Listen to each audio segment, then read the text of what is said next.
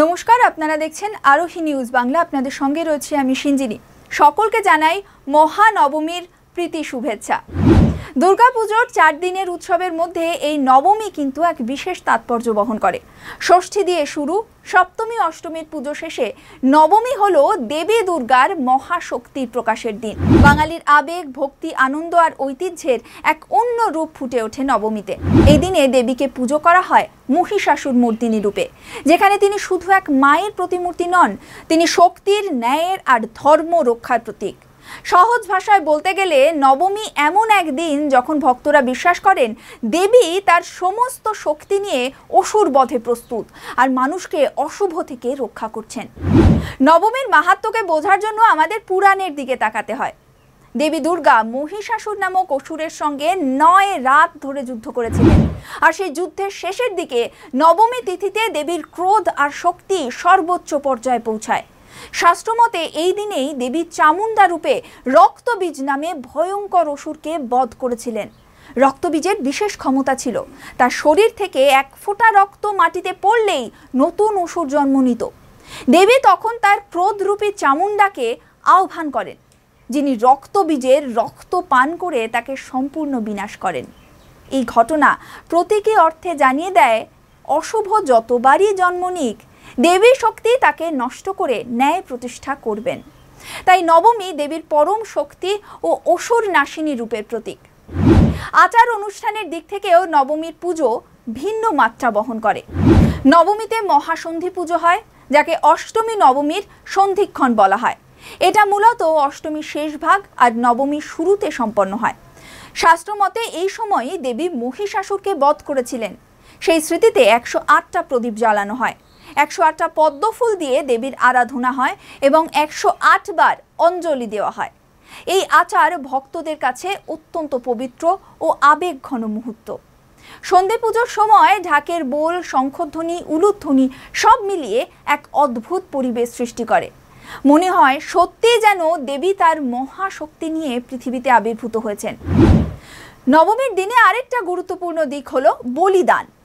যদিও এখন অধিকাংশ জায়গায় পশু বলি প্রথা বন্ধ হয়ে গেছে, তার পরিবর্তে কুমড়ো, উচ্ছে, আখ বলি দেওয়া হয় প্রতীকীভাবে।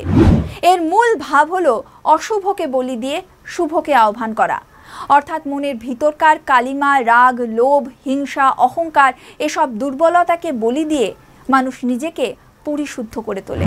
ভক্তদের কাছে নবমীর দিন মানে শুধু পুজো নয়, বিশেষ ভোগেরও আয়োজন। নবমীর ভোগে সাধারণত খিচুড়ি, লাবড়া, ভাজা, চাটনি, মিষ্টি দেওয়া হয়। মণ্ডপে মণ্ডপে হাজারো মানুষ একসঙ্গে ভোগ গ্রহণ করেন। এই ভোগ শুধু খাবার নয়, এটা একতার প্রতীক। দরিদ্র, ধনী, ছোট বড়, জাত ধর্ম নির্বিশেষে সবাই এক আসনে বসে ভোগ খায়। এতে দেবী দুর্গার আরেকটা মূল শিক্ষা ফুটে ওঠে, তিনি সবার মা, তার কাছে সব সন্তান সমান। নবমীকে ঘিরে সাংস্কৃতিক আবহও অনন্য। সারা বাংলায় পুজো মণ্ডপে এই দিনে বিশেষ ধুমধাম থাকে। নাচ, গান, আবৃত্তি, নাটক সব মিলিয়ে নবমীর রাত যেন আনন্দ উৎসবে ভরপুর। আবার একই সঙ্গে মন খারাপও কাজ করে, কারণ এর পরেই আসে বিজয়া দশমী, যার মানে দেবী বিদায়ের সময় ঘনিয়ে আসছে। তাই নবমীর আনন্দের মধ্যেও এক অদ্ভুত বেদনা মিশে থাকে। ধর্মীয় ব্যাখ্যার বাইরে নবমীর একটা দার্শনিক দিকও রয়েছে। প্রতীকীভাবে নবমী আমাদের শেখায় জীবনের অশুভ শক্তির বিরুদ্ধে লড়াই করার সাহস।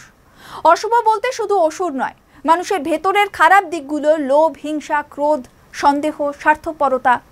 দেবীর নবমী পুজো আমাদের মনে করিয়ে দেয় প্রত্যেক মানুষকেই নিজের ভেতরের অসুরকে বধ করতে হবে।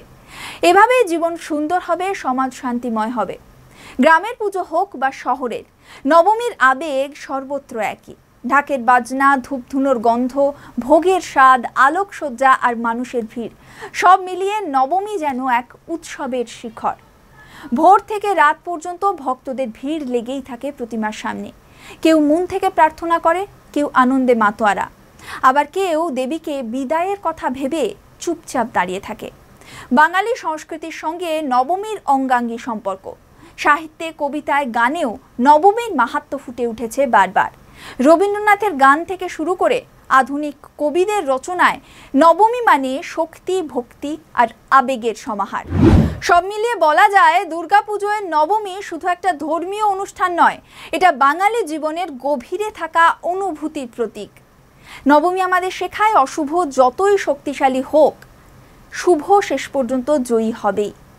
নবমী হলো ভক্তি আর শক্তির মিলন, যেখানে মানুষ তার মায়ের কাছে প্রার্থনা করে শক্তি, শান্তি আর ন্যায় প্রতিষ্ঠার জন্য। আর এই আবেগ, এই ভক্তি, এই বিশ্বাসকেই নবমী একটা দুর্গাপুজোর অন্যতম মহত্তম দিন করে তোলে।